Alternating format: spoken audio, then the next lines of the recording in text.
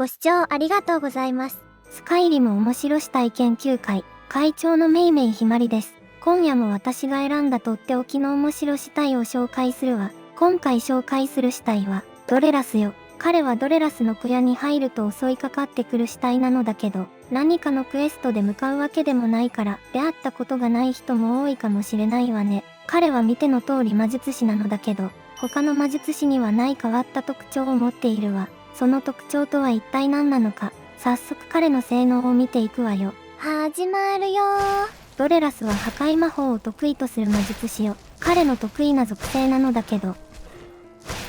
未定よ。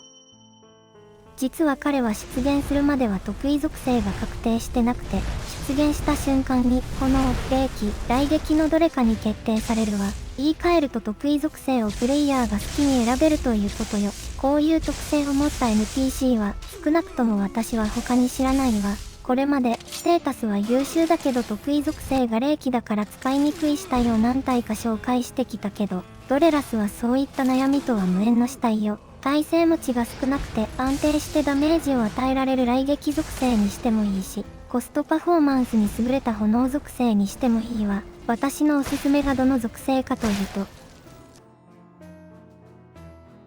炎属性よ。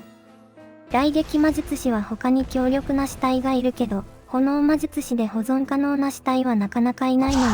だから、コストパフォーマンスや使い手の少なさという点で炎魔術師にするのがおすすめよ。何にせよプレイヤーが好きに属性を選べるといい。非常にユーザーフレンドリーな死体と言えるわ。説明しよう。次はステータスを見ていくわよ。これがドレラスのステータスよ。さっきも言った通り属性は好きに選べるのだけど、今回は炎魔術師にした場合のステータスを紹介するわ。炎強化のランク2を取得してるから威力 1.5 倍のファイアボールで攻撃できるわ。雷撃属性と比べると耐性で軽減されやすいのだけど、炎上の追加効果があるから他の属性よりダメージが高くなるし、マジカ消費も少ないからコストパフォーマンスに優れているわ。他の属性にした場合でも熟練者レベルの魔法と属性強化のランク2を取得してることは変わらないから、どの属性を選んだとしても魔術師の中では強い方になるわ。ただ彼は一般的な魔術師系のボスよりレベルが低くて、種族や装備によるマジカの底上げもないから、最大マジカは少し低めになっているわ。だからコストパフォーマンスに優れた炎魔術師にするのがおすすめというわけね。体力はそこそこ高いし、魔法耐性や魔術師の鎧といったパークも持ってるから、耐久力は魔術師としては高い方よ。最強クラスの魔術師よりは多少劣るけど、保存可能な炎魔術師は貴重だからそれだけで価値があるわ。死んでくれません？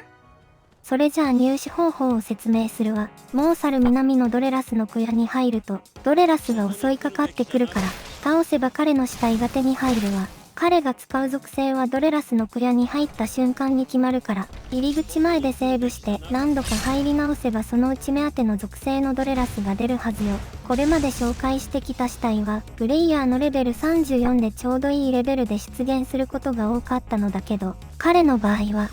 レベル46になって死の銃との上限レベルを超えてしまうわ。プレイヤーのレベルが22から28なら、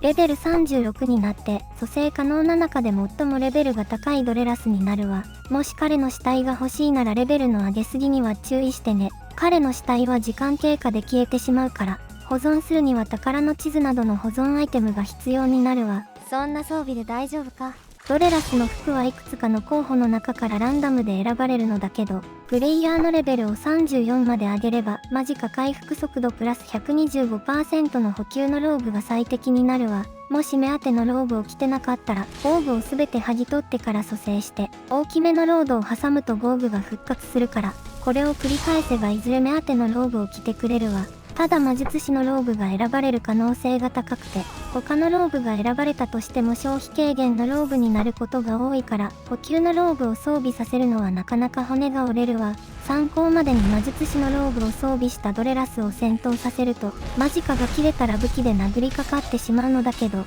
補給のローブを装備してる場合は、一度マジカが切れてもそこそこのケースで火炎球を打ち続けてくれるわ。このように補給のローブの効果は大きいから、多少手間はかかるけど、ドレラスを使うならこのローブが出るまで粘ることをおすすめするわ。ご視聴ありがとうございました。というわけで今回はドレラスについて紹介したわ。属性を自由に選べるという資料術師に優しい死体よ。今回は主に炎魔術師にした場合の性能を紹介したけど、用途に合わせて自分好みのドレラスを手に入れてみてね。それじゃあ今回の動画はここまでよ。よかったらいいね、高評価してもらえると励みになるわ。またね。